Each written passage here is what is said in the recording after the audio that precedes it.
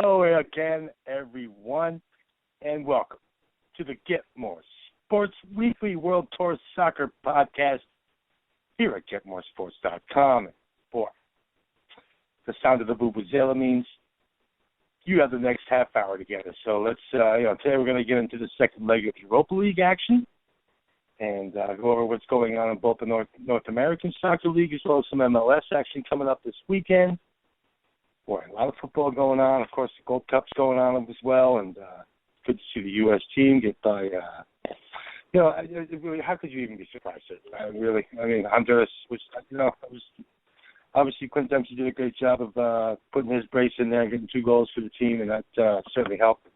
Boy, with Altidore, Bradley, and Dempsey up front, that's a mean little trio. But I certainly want to get into what we're going to have coming up this weekend. And just so you remember who you're listening to, you and now the Rainmaker.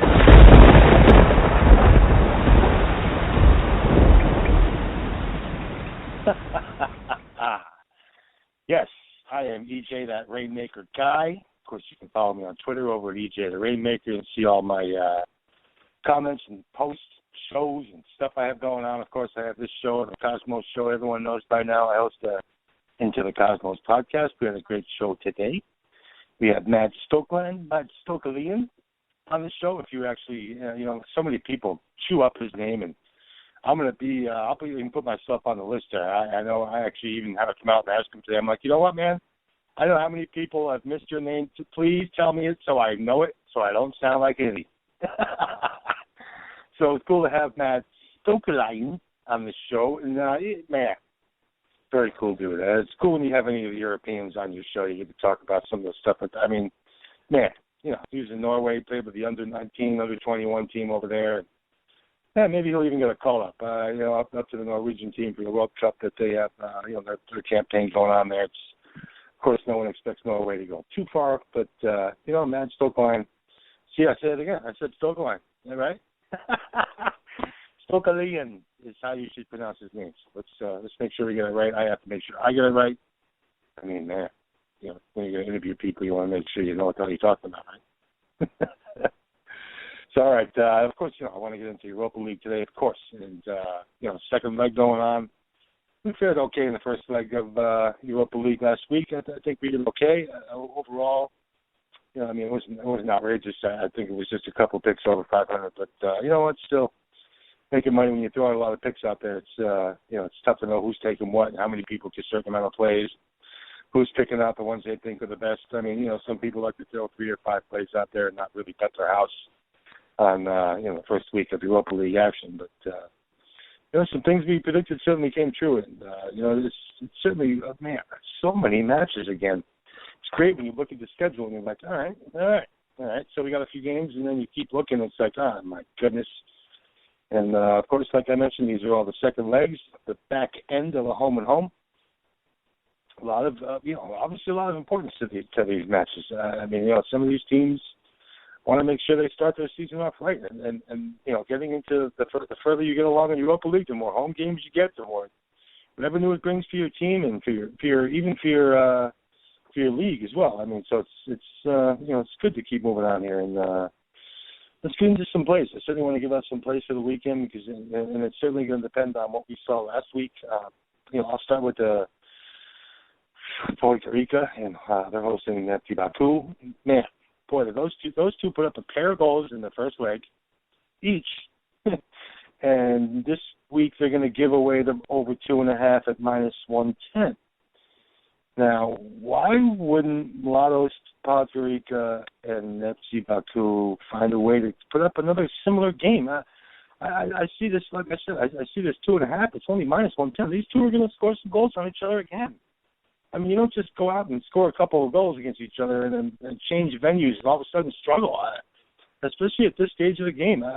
These two are both playing to move on. It's a do-or-die situation. I imagine they're both going to go out and be aggressive and try and get that first goal, and hopefully someone will find that third. 2.5. Yeah, boy, love it. Amadi hosting Sabina Cedesta, of course, and 2-0 away win. And now Vegas isn't sure if they're going to back it up at home. You know what? There's a couple of ways to go about this. I know they're like plus 145, plus 140 or something like that on the three-way line. But you can actually get the minus 125 on the draw no bet action just in case it is a 1-1 scenario.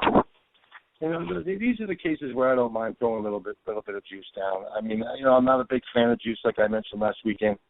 You know, we don't work for Tropicana around here, and juice is certainly not our friend, but you know, minus 125 here, that certainly seems fair enough for a team at home who won the first leg 2-0 away. I see Almaty being just fine here.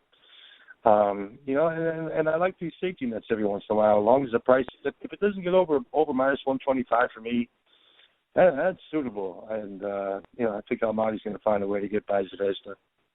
And so, you know, like I said, they're at home. They should be fine. We ended up pushing that Suggested total last weekend with Debrecen, or last week, I should say, sorry.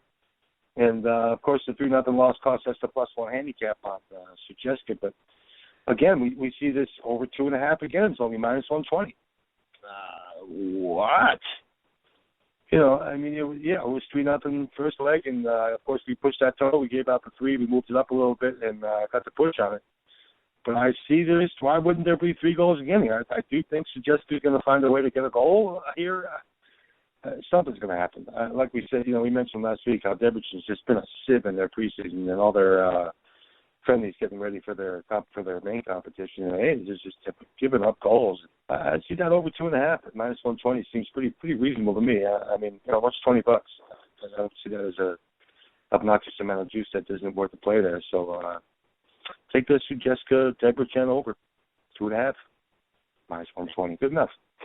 You know, Differdang is headed home with a 3-1 lead, and that points me right to this total again. I'm with Bala. I'm moving this total to a straight 3. See, and this is the case where I don't feel like paying any kind of juice because I'm getting plus 125 on the straight 3 there. Okay, you know what? Let it be 3-0. Let it be 2-1. I'm going to sit okay with that. It's certainly not something I'm going to stress over. So the Differdang Bala over 3 at plus 125. I think you should move that line up. I mean, of course, you could always take the 2.5 and 3 handicap and get a reasonable price at like minus 105 or even something like that. But you know, 2.5 and 3. I mean, you need the 3 anyway. Why? I mean, why cash a half a ticket if you get your 2.5 side of it? But what's the point? I mean, it's even money anyway. Just move it to plus 125. Take that 3. I certainly see 3 goals there. Of course, we banged that Zilna over pretty easy, and they're making it really tough for us to make a play on that.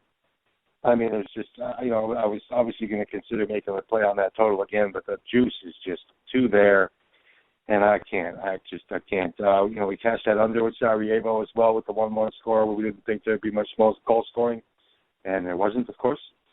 And, you know, now you have to take the under 2 or maybe under the 2 and 2.5. Let's even get a price.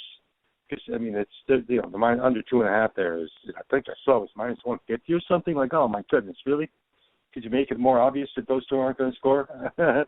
I mean, you know, obviously Sarajevo, just that neither one of those 2 are going to score. I don't see it changing, but I'm not going to make a play on it. You know what? Something's weird about that because it did come in 1-1, and I really didn't even expect that. I really thought it was going to be a nothing game. I really didn't expect goals to be scored there.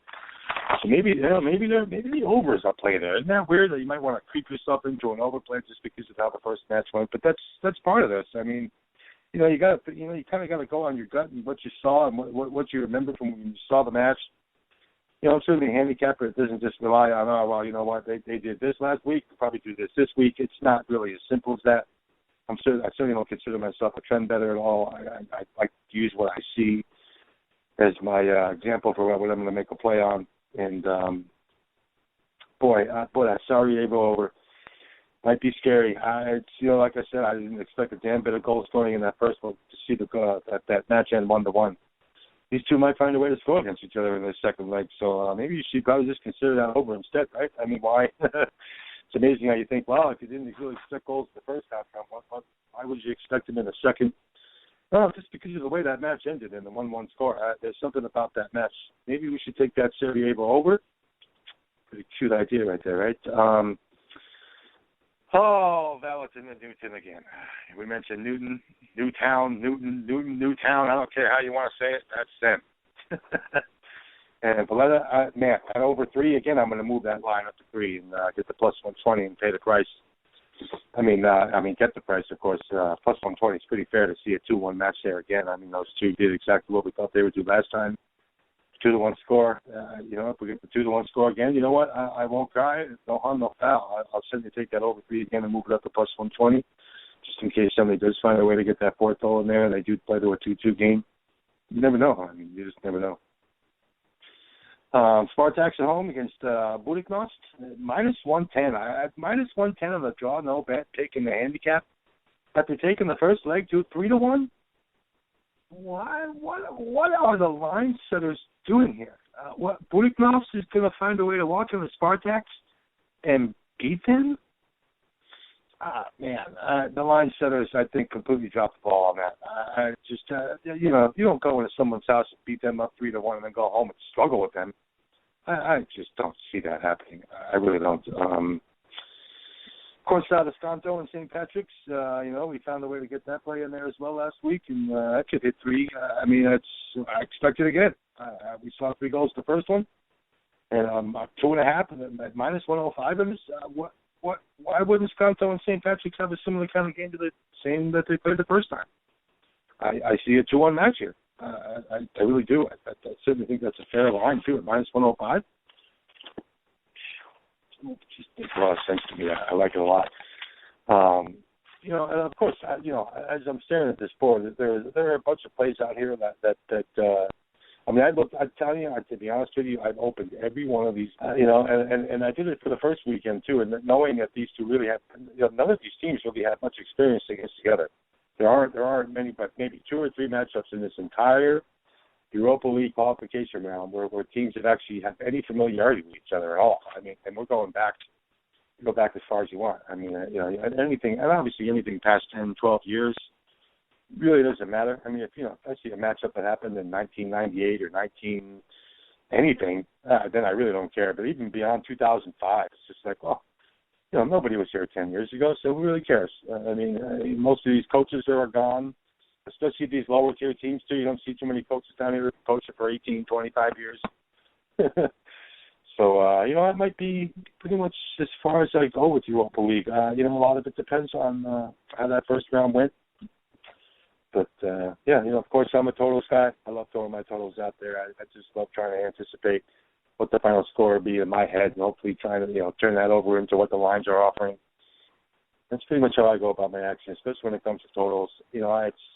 And I'm one of those people that loves to move lines. I'll gladly move something if I have to get a better price here and there, and I'll gladly move something in the opposite direction to maybe even pay a little bit of juice like we did with Almaty. I'll gladly pay the $20, $25 of juice just to make sure I have a draw no bet situation there. I love that kind of stuff. So, all right, let's get to some MLS. Of course, I want to get into the standings a little bit because, Seattle come out with that 1-0 victory last week and to pull themselves tied with Vancouver at 32 points in the West is, that Western Conference. Look at the top of that leaderboard. I mean, Portland and LA, of course, fantastic football right now. And Portland winning 4 of their last 5, playing fantastic. 31 points. All 4 of these teams are only separated by a point. With Seattle, Vancouver, Portland, LA, and Dallas is right there as well. Even though Dallas, they've actually looked pretty good too. They've won their last 2, drawn twice, and lost 1 of their last 5. So they look pretty good. Of course, they're missing a few players with Panama, and they have a lot of guys out of that lineup, and that's certainly something in MLS you need to be aware of because a lot of these guys play for Gold Cup teams. I mean, there's Panama's in there, of course, Jamaica, Mexico. There's a lot of guys in the MLS that come from those countries, so certainly be aware of who's in and who's out in the lineup. I certainly try and get my interpretation of what it's going to be over at Diamond Sports. Of course, I do all the MLS write-ups for them, and I try to keep everybody abreast of what's going on with injuries and who's there, who's not, and why. That's certainly something that matters. So, keep an eye out for that. And, I suggest anybody, before you do your MLS betting, certainly check out what I have. I mean, why wouldn't you? I'm doing pretty well in MLS this year and even better last year. So it's, I did all the previews for them last year as well. So it's why wouldn't you take any advantage you can get, right? I mean, is that the point of all this? So, see New England going to the New York Red Bulls this weekend. Oh, my goodness. How many goals? How many goals? What, you going to tell me that the over 2.5? I think I understand why it's minus 115, minus 120 at some sites. I think it might even be as high as 125 come the weekend. I don't know why you much longer. Seriously, by the end of the week here, that total is going to be up at minus 125, 130, in my opinion. I would certainly get it in earlier than later. That's on you, of course. That's personal preference. Some people like to wait and see if it goes in another direction. I mean, you never know, but I assume that line's going to go up a little bit. Dallas, like I mentioned, they have a couple guys out of their lineup, and going to Orlando City is no fun place to play. That team loves to control the ball. Orlando City's basically controlled possession of every game that they played this year. I mean, you talk about a team that's played, 18 games so far. I think all 18 they've actually won the possession battle, even if it is a 52 or a 56. Some of them just obnoxious. I mean, you're seeing them control the ball 66, 64, 68% of the time, and they put up a ton of shots as well. I mean, you see Orlando City putting up 12, 16 shots here and there. I love Orlando City at home.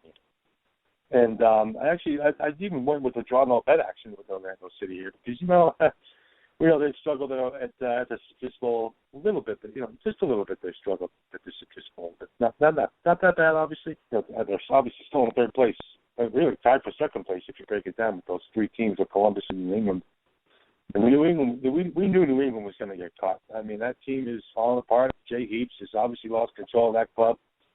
Coming up, 3-0 beat down to the Revolution. To Dallas last weekend. And like we mentioned, Dallas is without some of their players. So for New England completely get shut out like that, what's next? What's next? What are you going to go? You're going to go to New Jersey and stop the Red Bulls? Yeah, sure you are. I don't think so. Yeah, I'm taking that over, as I mentioned. But, Orlando City at home and that draw no bet with the pick. Man, minus 120? Okay. You know what? Let them draw. Orlando City's either going to win or draw that match. So I have no problem putting that zero pick handicap draw no bet on the line there. Montreal and Columbus? How many goals? How high can you count? I mean, man, I moved that total to a straight 3. I'm not even going to play around with the 2.5 and the 2.5 to 3 handicap and all that. Listen, Montreal scores on anyone, anytime, especially at home, and then you're going to throw in a Columbus Crew team that has still not won a road game this year. Is that amazing or what? I mean, who would ever believe that the Columbus Crew have played 8 games on the road this year, have scored 6 goals, and have not a win under their belt yet. It's amazing. And, of course, the Galaxy haven't won a road game all year either. Who would have thought that, getting to the halfway point of the season here, even a little further if you really want to break it down, some teams are in their, 19th, 20th games of the year already. They're already way into the halfway point. But, yeah, Columbus, their road struggles are what cost them a U.S. Cup. And I think it's just going to cost them in this game as well. Montreal and Columbus, I think are going to go absolutely ballistic. I think that game's going to be 2-1 going to halftime, and we already got our 3. And it's just a matter of time before they finally just let us decide to cash that ticket outright. Let it be 2-1 if it must. If they clown around in the second half and nobody wants to find a way. Yeah, I'm not even going to listen to that anyway. These two are going to score, and they're certainly both going to score. I don't know how many people out there that use the European sites out there that have both teams to score prop, because I love looking at that prop. I don't know if you've recognized it, but the both teams to score prop for Montreal and Columbus is minus 200. Yeah, thank you for letting us know what you expect there, Mr. Linesetter. I mean, right? Minus 190, minus 200 for the both teams to score prop, that's high. I mean, that's outlandish. It really is. So I think the Linesetters are certainly tipping their hand when it comes to that play. And, Chicago and Seattle, who's going to score? Obviously, Dempsey's gone, Martins is gone. Davis is out, Papa's out. When we saw the massive Seattle last week, that was just tough to watch. I mean, a whole lot of nothing going on, and you were up a man for that much time, and you I think it took them till the 88th minute or 87th minute or something like that to finally score a goal. Played that much of the game. Up a man, obviously, we saw number 10 come off for DC United, and he was, who was that? Let's see. Yeah. I forget who it was, but, I don't have it in front of me, sorry. But, when he got sent off so early in the match, obviously that gave Seattle plenty of time. I thought DC United was going to find a way to hang on there and not hold on for that 0-0 draw. But, of course, Seattle found a way to score, and they needed it because now they're back in first place with Vancouver. But I love this under with Chicago and Seattle. Man, these two, we mentioned Chicago stinks. I think Chicago, absolute nightmare of a team. I don't see how Chicago's going to be there in the end. They certainly belong where they belong in the basement. I mean, it's just not a team playing well. And I don't expect that to change anytime soon. I don't see many goals there, so I like that Chicago-Seattle under 2.5. Certainly seems reasonable. I mean, it's only minus 115 or something like that. I'm really surprised that they actually put the total, the over 2.5 there at plus 120. I was like, what? No. Don't try and tempt me. Let me think that there's some money to be had there, because there's not. I mean, there's just not. Take that Seattle-Chicago under part of your MLS weekend if you could. But I certainly want to move to the North American Soccer League a little bit. Like I mentioned, we had Matt Stokeline on the Cosmos show this week. The Cosmos have a bye. Of course, they're going to be playing Jacksonville next week, and Jacksonville's going to be playing 3 games over the next week. They have Atlanta on Saturday, and then they're going to have to go to Minnesota on the 15th, and then they have the Cosmos on the 18th. So obviously, Jacksonville. I think somebody else in there. I don't know. I think it was Atlanta that's going to play 3 matches over the next week as well, if I remember right. I'm not sure if it was Fort Lauderdale. It might have been. No, actually, I'm sorry, it is Fort Lauderdale, right? Yeah, Fort Lauderdale has 3 matches in a week span over in the NASL as well. And, of course, they're in the fall portion of the campaign. Of course, the Cosmos ended up taking the spring portion. So now they have this is a whole separate tournament now. This is a 20-game fall season there. Carolina's obviously in first place, and they ended up getting their draw tonight. It was amazing to see that come back with the weather delay. And that match ended up 1-1. So Carolina's in first place right now with 4 points headed to the weekend. Edmonton had a big 4-0 win over San Antonio. It's amazing to see what San Antonio has been through. That's one of the best teams. They've been one of the best teams in North American Soccer League since they came up here. To see them, they had a terrible spring, points way back. It's surprising to see San Antonio struggle like that. But, it is what it is. So what can you do, right? But, certainly some interesting matches in the North American Soccer League this week. That is going to be taking on Jacksonville and Atlanta. Edmonton's going to be headed to Fort Lauderdale. That's going to be an interesting match, too, seeing Fort Lauderdale come off their Wednesday match and have to go travel back from all the way from Carolina to Jacksonville. Not too far, right? Of course, Carolina's going to be taking on Indy 11. Ottawa's going to be taking on Minnesota, and Tampa Bay is going to round out the weekend playing San Antonio. And Tampa Bay looks pretty good. You know what? If San Antonio's going to struggle like that against a team like Edmonton, look that bad. Now you're going to take on a Tampa Bay team who came pretty close to taking the spring title and are playing pretty well. They won their first game of the 2-1 against Atlanta in the first game of the fall season as well. So I certainly think Tampa Bay, if we can get a decent price on Tampa Bay at San Antonio, and the fact that the game is actually in San Antonio is going to give us a good line on that Tampa Bay pick. Certainly expect them to walk into San Antonio and be fine. At least get some kind of result if we can get a decent price on that pick in the Toronto bet. Tampa Bay there. Certainly play it. It's just, there's money to be made in North American Soccer League as long as you know what the hell's going on down there. I know a lot of people see it as a second tier and really don't. Some people don't even recognize it still, and I get it. But you're talking to somebody who follows Italian Serie B pretty closely. I have made a fortune in Italian Serie B second tier in the last 3-4 years. I've been following that league since the 80s. It's certain leagues you just kind of become familiar with just from years of paying attention to it.